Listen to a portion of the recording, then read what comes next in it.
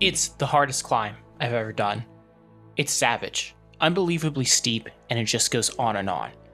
If you asked me for 2 words to sum it up, I'd say steep and long. Actually, make that 3 words. Long, steep, and sick. That's Mark Cavendish, one of cycling's greatest sprinters, describing his encounter with a climb so brutal, it literally means mountain of death. Welcome to the Mortirolo Pass, where legends are forged, dreams are shattered, and cycling history is written. In the pantheon of cycling's most feared climbs, few inspire the same mixture of reverence and terror. Rising 1,194 meters over 11.5 kilometers through the Italian Alps, this is a declaration of war against gravity itself. With an average gradient of nearly 11% and maximum pitches reaching 18%, the climb tests both your legs and your soul. Since its first inclusion in the Giro d'Italia in 1990, it has become synonymous with the most dramatic moments in cycling's Grand Tour. This is the mountain where Marco Pantani announced himself as a legend, where tactical alliances have been forged and shattered, where the difference between glory and despair can be measured in heartbeats and percentage points of gradient. But how did this alpine pass earn such a fearsome reputation? And what are the moments that have cemented its place as cycling's ultimate test of character? The climb passed into cycling legend in 1990. For stage 17 of the Giro d'Italia, race organizers decided to test the peloton on this previously unused pass. The man who would make history was Leonardo Sierra Sepúlveda, a Venezuelan rider competing for the Kelme team. He became the first Venezuelan to win a Giro stage, and he did it on the most brutal climb the race had ever included. His victory wasn't pretty. Accounts describe a rider pushing himself beyond his technical limits, crashing multiple times on the treacherous descent, but somehow maintaining enough of a gap to secure victory. His win had everything the Mortirolo would become famous for: suffering, drama, and the triumph of willpower over impossible circumstances. If 1990 introduced the Mortirolo to professional cycling, 1994 was when it witnessed greatness. Stage 15 of the Giro that year would become one of the most significant single days in climbing history, the moment when Marco Pantani announced himself as more than just a promising young rider. The tactical setup was perfect for drama. Miguel Indurain, the Spanish champion who had dominated Grand Tours through sheer time-trialing power and tactical intelligence, was controlling the race. Pantani, just 24 years old, was seen as talented, but unproven at the highest level. As the peloton hit the Mortirolo's opening gradients, Pantani made his move. When the gradient hit its steepest sections, even Indurain, the most dominant Grand Tour rider of the era, couldn't match the young Italian's climbing rhythm. The impact was immediate.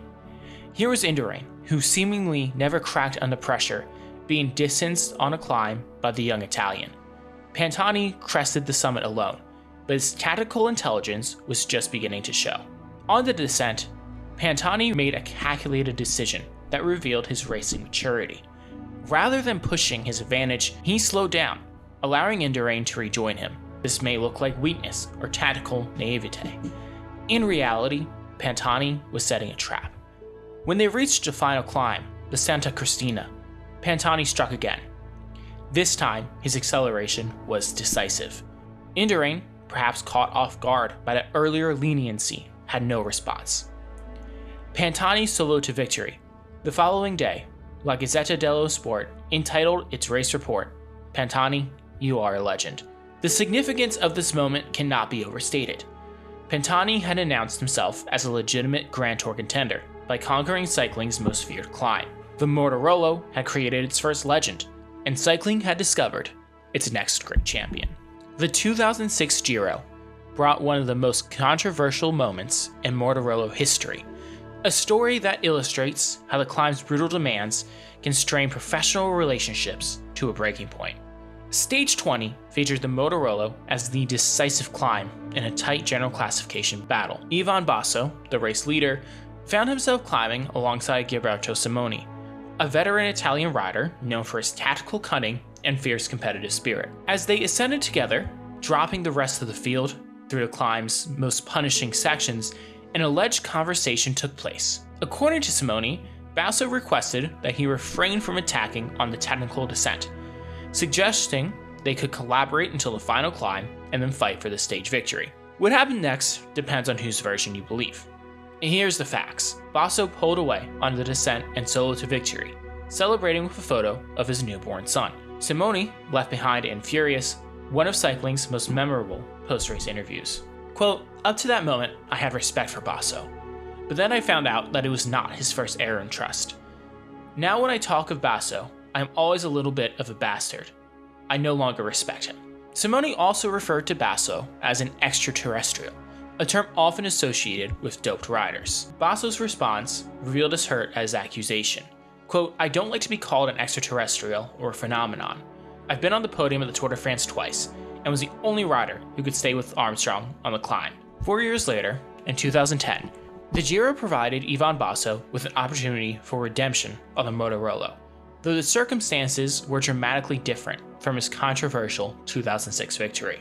Stage 19 unfolded under torrential rain, transforming the already treacherous climb into something approaching purgatory. As the leaders hit the climb's opening gradients, Basso began to apply steady pressure. Only Vincenzo Nibali and Michele Scarponi could match his pace through the steepest sections. But the rain was creating havoc through the field. On the descent, that same section where controversy had erupted 4 years earlier, the three leaders found themselves working together out of necessity. The conditions were too dangerous for tactical games. The final outcome saw Scarponi take the stage victory, but Basso claimed the overall lead. Meanwhile, David Arroyo, despite riding courageously through the horrific conditions, lost 3 minutes, demonstrating the Mortirolo's ability to create decisive time gaps, even among elite climbers. 9 years later, the 2019 Giro demonstrated how the weather could transform the Mortirolo from difficult to nearly impossible. Stage 16 was originally scheduled to include the legendary Gavia Pass, but concerns over severe weather forced organizers to revise the route. The Mortirolo, however, remained non-negotiable. Even in conditions that would shut down most sporting events, the climb stayed on the menu. Race day brought everything the mountains could offer: rain, cold, and temperatures that dropped to 3 degrees Celsius at the summit. This stage developed into a battle between Julio Ciccone and Jan Hirt, two riders willing to suffer through conditions that would challenge Arctic explorers. Ciccone, the young Italian climber, had positioned himself perfectly in the early breakaway and used his superior climbing ability to distance Hirt on the Mortirolo's steepest sections. But Hirt's resistance made the finale compelling. The Czech rider refused to concede, forcing Ciccone to maintain maximum effort through the frozen sections near the summit. Ciccone's victory was as much about mental toughness as physical ability. He had won by being willing to suffer more than anyone else was prepared to. Exactly the kind of victory that makes the Mortirolo special. In November 2024, the cycling world received news that perfectly captured the Mortirolo's significance in the sport's mythology. The summit of the climb was officially renamed in honor of Marco Pantani, adding to the monument erected in 2004 following the Italian champion's death. This recognition represents more than just a tribute to the fallen champion. It acknowledges the Mortirolo's role in creating cycling's most compelling narratives. Every rider who has conquered this climb becomes part of an exclusive fraternity, united by shared suffering and mutual respect for what the mountain demands. What makes the Mortirolo special isn't just its difficulty, but its honesty. The mountain doesn't care about your reputation, your team support, or your previous victories. It simply asks one question. When everything hurts and continuing seems impossible, what do you choose to do?